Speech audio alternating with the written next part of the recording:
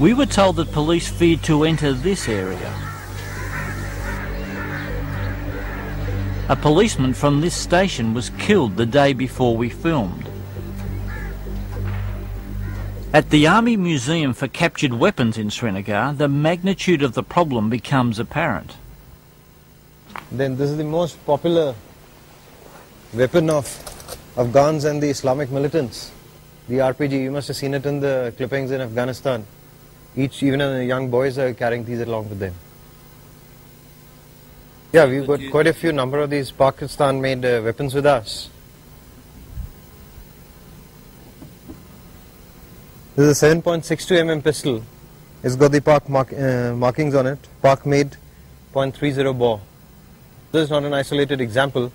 We've captured approximately 4,738 pistols. What, all from Pakistan? All with Pakistan markings. Well, General Musharraf has said he intends to cut down on cross-border terrorism. These things he will not be able to answer you. These sort of questions. Oh. Yeah. But I'm just restrict to the weapons, that's all. I'm talking about the level of infiltration. No, he can. The guided tour is revealing in more ways than one. The Army is hypersensitive about security matters. On several occasions, Major Ajay Pal intervened, saying my questions about Islamic suicide squads and levels of infiltration by militants could only be answered by politicians in Delhi. Again, show them those training pamphlets. All right. Okay. Those training, printed ones, yeah, printed ones. So we can't say that you have to face a suicide squad. What is wrong with that? No, you are no... And like this one is for donation. And these are what the Army calls extortion slips, receipt books for donations to militant groups. They show that Kashmir has become a battleground for fundamentalist Islam's holy warriors, who've crossed into Kashmir from Pakistan and Afghanistan. A whole plethora of organizations. You got the Hezbollah, the Jammu and Kashmir Liberation Front. So this is the Hezbollah here? Yes, this is the Hezbollah out here. But long before fundamentalists arrived in Kashmir, there was and remains a popular independence Jammu and Kashmir movement. Islamic Jung. Its militant wing, the Jammu Kashmir Liberation Front, or JKLF, took up arms in the late 1980s. The JKLF is led by Yasin Malik. He's currently recovering from a heart operation. So there was no fun when Government of India did not provide a space for the non-violent struggle. So there was no funds. So that was the only reason that we started the armed struggle, just to convey to the international conscience and Indian conscience particular that we want to be heard. To wear jeweled eyes. While the JKLF fought for independence, other groups in Kashmir want to unite with Pakistan. The JKLF and the pro-Pakistani forces even fought each other in the early 1990s. Whatever their goal, the Indian Army's response to militants has been brutally simple: wipe them out.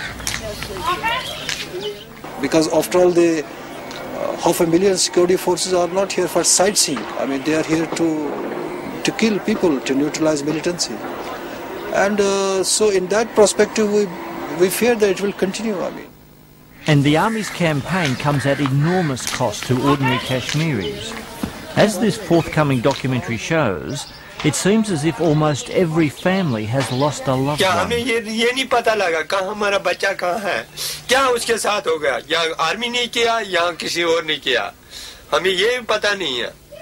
हम ये कहें, हम कहें government से बोलता हमारा पता लगाओ बच्चे का क्या हो गया उसके साथ. अगर आर्मी लेगी, आर्मी तो मार कर देती है, डेड बॉडी देती है. अगर कोई भी मारेगा उनको तो डेड बॉडी मिल जानी चाहिए. हमें इतना है, आप रोशनी भी चली गई है. क्या कोई साधन नहीं है इसका. अब बूढ़ा है, मर जाएगा तो कौन उठाएगा इसको. हम इतने कश्मीरी इतने खराब हो गए, जलील हो गए. मैं ये एक नहीं हूँ, हजारों हैं, लाखों हैं ऐसे. During their campaign, they have indulged in the unprecedented human rights violations here. I mean, in all sort of human rights violations, the extrajudicial executions, custodial deaths, torture. Then disappearances, we have 4,000 to 5,000 people who have been arrested by the law enforcement agencies since 1989.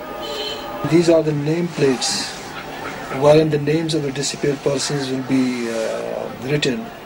Pervez Imroz, a human rights activist, and others sought to erect this memorial in Srinagar to the disappeared. They even laid the foundations before the army came and ripped them out.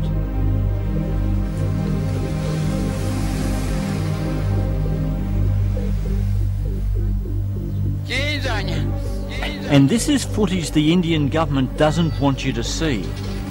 Shot by a freelance documentary maker, it backs many of the claims by Imroz. Under current restrictions, the finished film would never be shown in India. This village was put to the torch by the army during an operation, and not for the first time.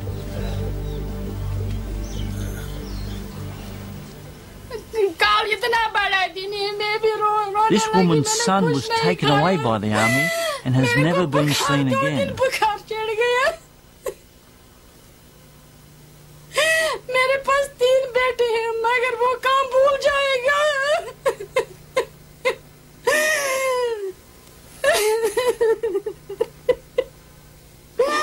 रात दिन मेरे बेटे याद होते हैं, शाम को मैं सोने लगी वो बिस्तर पे बेटा मैंने कितना गरीबी उठाया, मैंने पढ़ाई किया उसको, मैंने बोला ये कुछ बनेगा, मगर मेरे को पता मत है इसको आएगा कोई गार्ड भी जोड़ दे ले जाएगा इसको, कोई जानवर आएगा। रात दिन को मेरे को याद आया पता किधर मर गया और जिंदा है किधर बैठा है।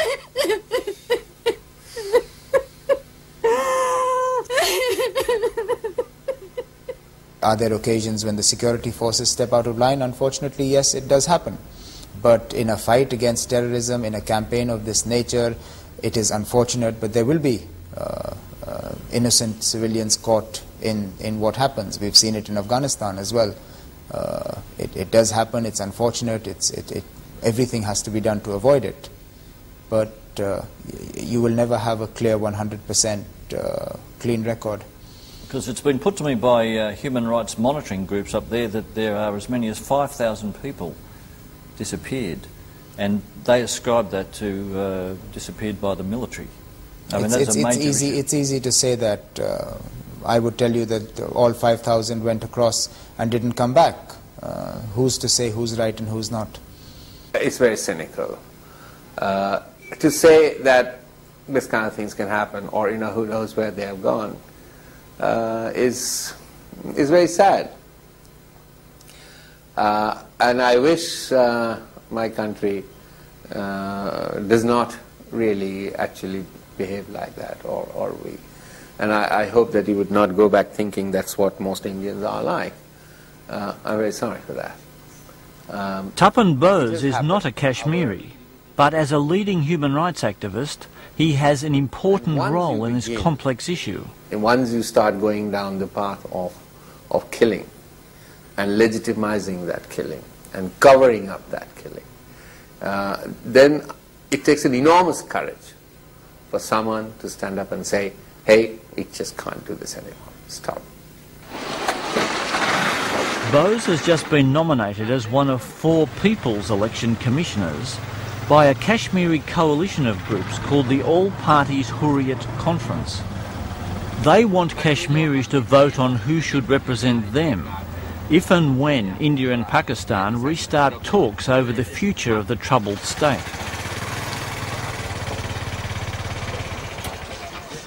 Last month, a conference in Kathmandu, organised by Bose, to bring Kashmiris from both sides of the line of control together to discuss these matters, was cancelled by Nepal.